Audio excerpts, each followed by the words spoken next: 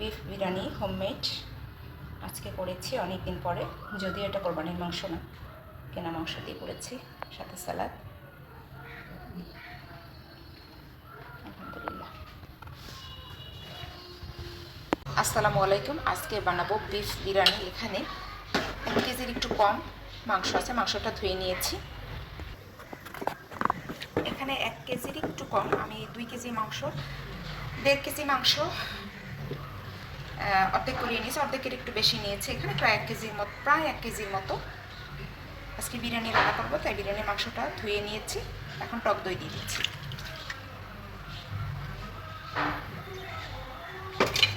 টক দই দিয়ে ম্যারিনেট করে রাখবো।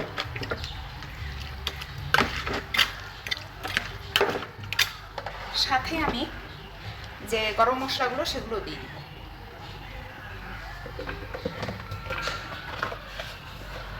আগে দিব লবণ, স্বাদ মতো লবণ একটু হাতে রেখে দিতে হবে, কম হলে দেওয়া যাবে, বেশি হলে তো আর অ্যাড করা যাবে না। লবণ দিয়ে দিলাম, এরপরে মরিচের গুঁড়ো দিয়ে দিচ্ছি,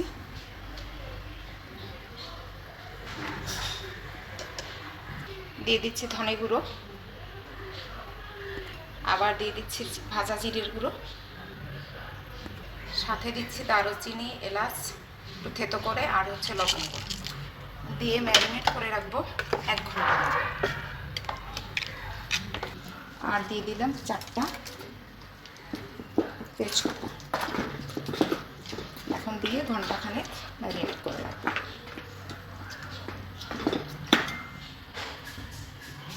এখানে 1/2 কেজি পোলাওয়ের চাল, 1/2 কেজির একটু বেশি পোলাওয়ের চাল নিয়েছি। পোলাওয়ের চালটা সুন্দর করে ধুয়ে নেব, সাদাটা কষলে কষলে ধুয়ে নেব। চালটা ভালো করে ধুয়ে নিয়েছি, এখন পোলাওটা চাপিয়ে দেব। এই মগের সমান 1 মগ চাল দিয়েছি।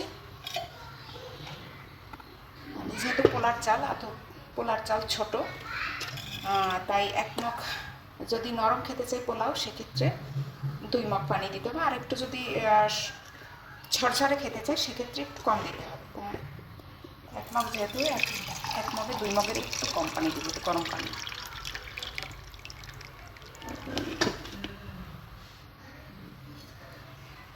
ফুটন্ত গরম না, 1 মগ দিলাম, 2 মগ দিব না, 2 মগের একটু কমে 2 মগ কমে দেবো। গলদ মগ। রাইস কুকারটা অন করে দিলাম, পানিটা একটু গরম হোক। এখানে 3টা এলাচ থেতো করে নিয়েছি, দারুচিনি, এলাচ, আর দিয়ে দিচ্ছি লবণ, এটা আদা পেস্ট দিয়ে দিলাম। এখন দিয়ে দেবো সয়াবিন তেল। এখানে 1 টেবিল চামচের মতো দিলাম।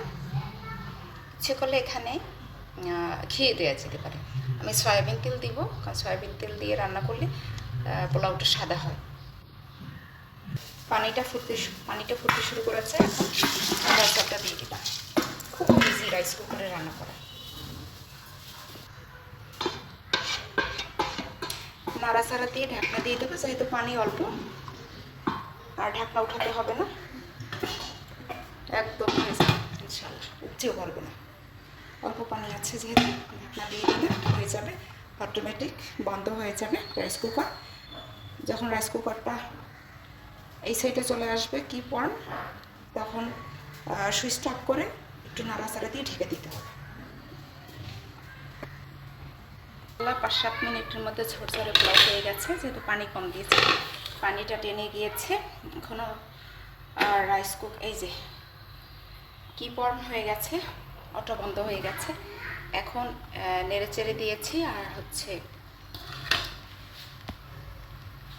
কাঁচামরিচ দিয়ে দিয়েছি, কাঁচামরিচ একটু ঢেকে দিচ্ছি। এই পোলাওটা দিয়ে আমি বিফ বিরিয়ানি করব, এই জন্য আমি কাঁচামরিচ দিলাম। এখন অফ করে দিচ্ছি, ঢাকনা দিয়ে অফ করে দিলাম, ঢাকনা দিয়ে দমে রাখছি। একটু একটু ঝরঝরে হয়েছে, একটু শক্ত আছে, ওটা সিদ্ধ হয়ে যাবে ইনশাল্লাহ। ঘন্টা মেরিনেট করে রেখেছি মাংসটা। এখন প্রেসার কুকারে তেল দিয়ে দিচ্ছি। বিসমিল্লাহ। তেল দিয়ে প্রথমে একটু বেরেস্তাটা করে নেব। তেলটা গরম হতে শুরু করেছে, এখন পেঁয়াজ দিয়ে দিলাম। পেঁয়াজ দিয়ে একটু বেরেস্তা করে নেব, হালকা ব্রাউন করে ভেজে নিচ্ছি। পেঁয়াজটা ভেজে নিচ্ছি, ব্রাউন করে একটু ভেজে নেব, হালকা ব্রাউন করে, আলাদা করে বেরেস্তা করব না। আজকে একদম সিম্পলভাবে হোমমেড ঘরে থাকা উপকরণ দিয়ে, এখানে কোনো বিরিয়ানির মশলা ইউজ করবো না, ঘরে থাকা উপকরণ দিয়ে আমি গরুর মাংসের বিরিয়ানি বানাবো। ব্রাউন শেপ হওয়া শুরু করছে, এখন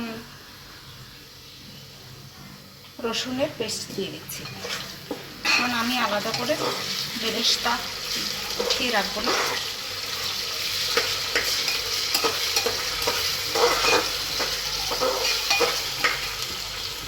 সুন্দর একটা স্মেল পাচ্ছে, যেটা শেয়ার করতে পারছি না। এখন এই ম্যারিনেট করা মাংসটা দিয়ে দিচ্ছি।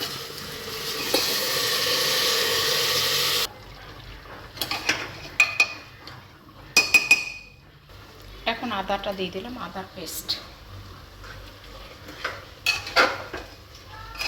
নাড়াচাড়া করে এই যে দইয়ের যে পানিটু আছে, এতে আমার 3টা সিটি হয়ে যাবে।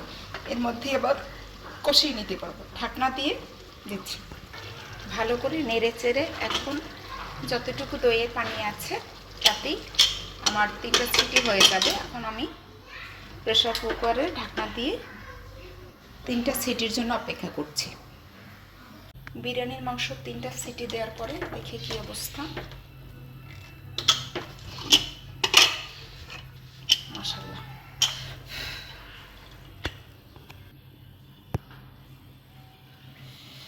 একদম কষিয়ে তেল উঠে গেছে, কষানো হয়ে গেছে। এখন মাংস সিদ্ধ করার জন্য গরম পানি দিয়ে দিচ্ছি। মাশাআল্লাহ, পানি নিয়ে তেল উঠে গেছে। 3টা সিটি না দিলে যদি খালি ঢাকনা ছাড়াই করতাম তাহলে তো অনেক গ্যাস প্রয়োজন হতো। তাতে খুব ইজিলি হয়েও যায়। এখন মাংস সিদ্ধ হওয়ার জন্য গরম পানি দিয়ে দিচ্ছি।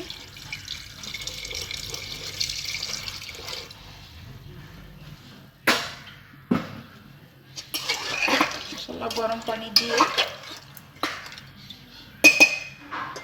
এখন 7 থেকে 8টা সিটি দেওয়ার জন্য অপেক্ষা করছি।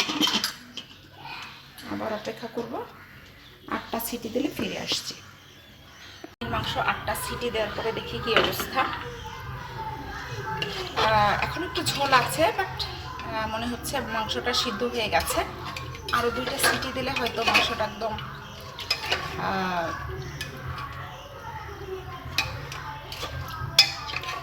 একদম সিদ্ধ হয়ে ছেড়ে দিবে।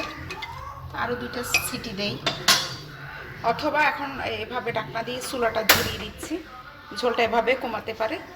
এখানে ইচ্ছে করলে আলু বোখারা অথবা বাদামের পেস্ট দিয়ে দিতে পারি। আর এই পর্যায়ে দিয়ে দিব এখন একটু চিনি দিলে স্বাদ এবং কালারটা সুন্দর আসে, একটা চিনির ব্যালেন্সে।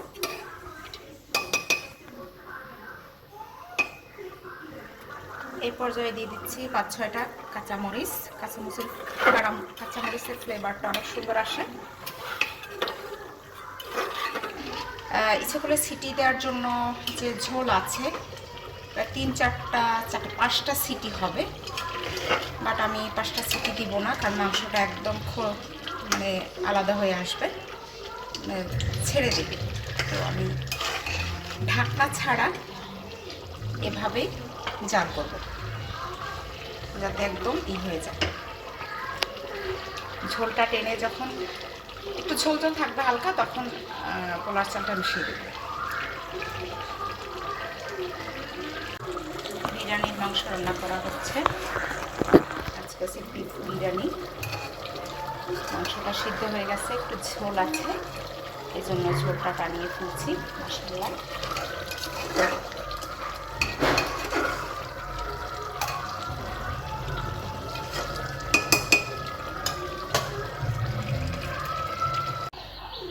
বিরিয়ানির মাংসের ঝোলটা টানিয়ে ফেললাম। এখন শুধু তেলটা বেরিয়ে এসেছে। এখন শুধু আলাদা পোলাওয়ের সাথে মিক্স করে দিতে হবে।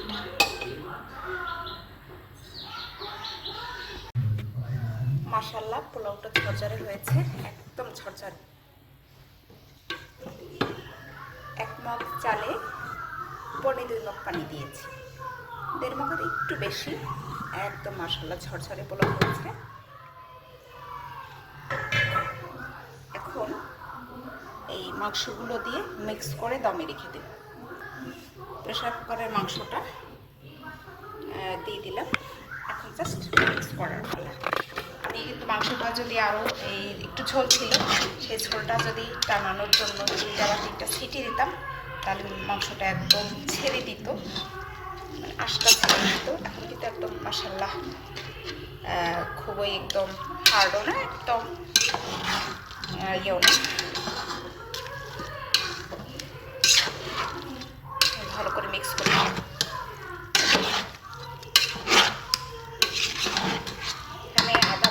আধা কেজি চাল এবং প্রায় 1 কেজির একটু কম করে 1 কেজির মতো মাংস দিয়েছি। এই জন্য কিন্তু মাংসের পরিমাণটাই বেশি, চালের পরিমাণ কম। বাচ্চারা যদি একটু খেতে পারে। এটা কিন্তু কোরবানির মাংস না, কোরবানির মাংস আমরা আল্লাহর রাস্তায় বিলিয়ে দিয়েছি, এটা কেনা মাংস।